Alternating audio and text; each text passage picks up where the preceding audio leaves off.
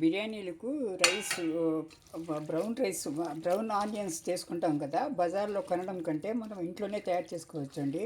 ఒకసారి ఎక్కువ క్వాంటిటీలో బియ్యము ఇచ్చేసినప్పుడు బిర్యానీ చేసినప్పుడు ఇలా సన్నగా దీంతో పిల్లలతో తరుక్కొని ఇలా సన్నగా ముక్కలుగా చేసుకుని చల్లనీళ్ళతో మొత్తం కడుక్కోవాలండి ముందు ఆనియన్స్ని. ఇది ఒక టిప్ అన్నమాట. ఇలా చేసి చూడండి, చాలా బాగా బ్రౌన్ ఆనియన్స్ చక్కగా వస్తాయి. మనం డైరెక్ట్గా ఇలాగే వేయిస్తే ఒకసారి మాడిపోతుంది, ఇచ్చేస్తుంది, అవుతుందండి. ఇప్పుడు ఇలా చేసుకోవాలంటే చక్కగా ఒక ఈవెన్గా బ్రౌన్ అవుతుందన్నమాట. మన బజార్లో కొంటాం కదా, అలా ఎక్కువగా అమ్ముతున్నారు బయట కొనడం కంటే మనం తయారు చేసుకుంటేనే బెటర్ అండి ఇది. ఇప్పుడు ఇక్కడ చల్లనీళ్ళలో కడిగిన దాన్ని వేడి నీళ్ళు అనమాట. ఇది వేడి నీళ్ళు వేసేస్తున్నాను. వేడి చేసి ఆయిల్ హీట్ చేస్తున్నాను అనమాట. ఆయిల్ బాగా ఎక్కువగా వేడి చేయాలండి. ఇప్పుడు చన్నీళ్ళు ముంచిన దాన్ని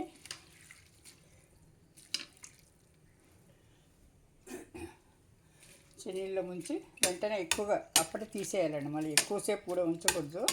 ఇలా వేడి నీళ్ళల్లో తీసి వెంటనే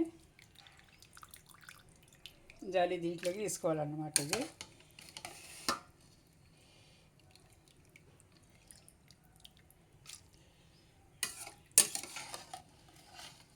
ఇది ఒక టిప్ అనండి. ఇది టిప్ లాగే అనుకోండి. ఇది బాగా పనిచేస్తుందండి. ఇది నేను చేస్తున్నాను కూడా. ఎప్పుడు ఇలా చేసుకుంటే మనము తొందరగా ఈవెన్గా మనము బ్రౌన్ ఆనియన్స్ చేసుకోవచ్చు అన్నమాట. ఒకటి పచ్చిగా ఒకటి ఇదే తెల్లగా అట్లా కాకుండా చక్కగా వస్తాయండి ఇలా చేసుకుంటే. ఇప్పుడు ఆయిల్ బాగా హీట్ అవ్వాలి.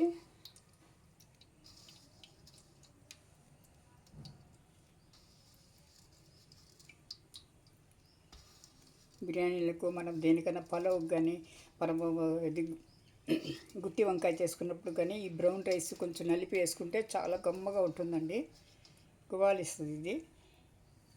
ఇలా చేసుకోవాలి తప్పకుండా. వేడి నీళ్ళల్లో ముంచి చల్లనీళ్ళల్లో ముందు కడిగేసి వేడి నీళ్ళలో ముంచి తీయాలండి. ఇలా తీసుకొని మనం తీసుకున్నాం కదా, ఇప్పుడు ఆయిల్ వేడిన తర్వాత ఇలా వేసుకోవాలన్నమాట.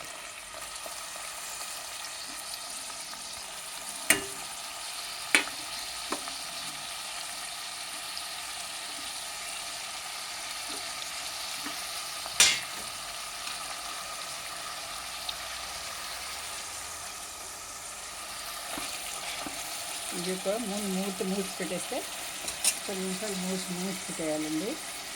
కవర్ చేసేసినామంటే తొందరగా వేగుతాయి. కొద్దిగా ఉప్పు చల్లుకోవచ్చు. కొద్దిగా ఎక్కువ ఉప్పుతో కొద్దిగా చల్లుకుంటాలి. ఇప్పుడు ఒక 5 నిమిషాలు మూసి పెట్టేస్తాం.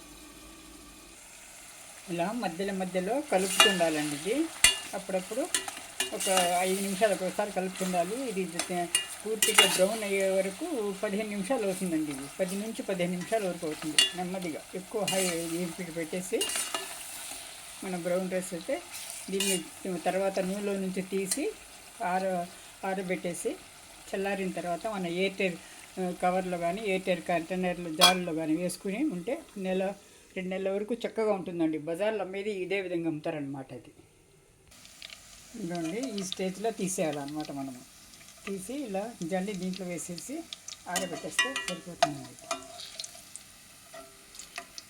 ఇది ఇంకో కొంచెం బ్రౌన్ కలర్ వచ్చేస్తుంది.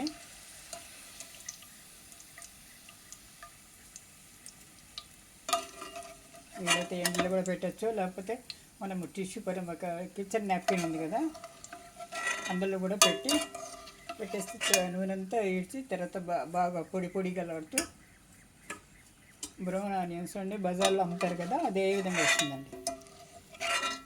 మన ఎయిర్టైర్ ప్యాకెట్లో కానీ జార్లో కానీ పెట్టుకుంటే నెల వరకు కూడా మనం ఎంత క్వాంటిటీ చేసుకుంటే అంతవరకు ఎన్ని రోజులైనా పాడవకుండా బాగుంటుందండి ఇది. ఇగో ఇలా.